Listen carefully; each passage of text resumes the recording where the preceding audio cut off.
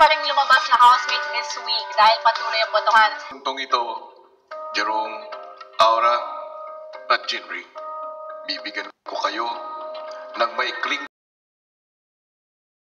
taong bayan kung bakit kayo ang dapat pang manatili sa loob ng aking bahay. Aura? Again, kuya, yung kahit dati nung nanonood ako ng PBB, binoboto ko kung sino yung nakaka-relate ako.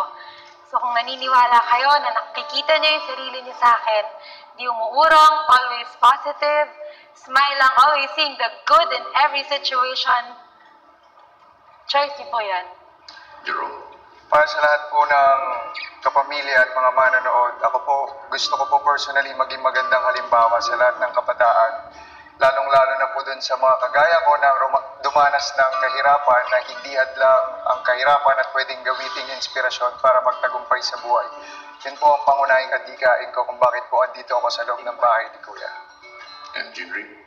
I think that I represent a lot of people who are quiet and introverted, and you don't have to always be loud. You don't always have to have the biggest talent.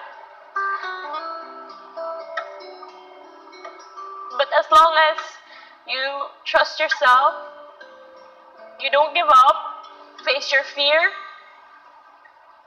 love your friends, and trust God, you can do anything.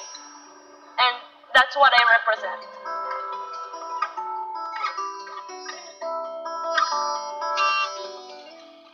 Yan ang pinaka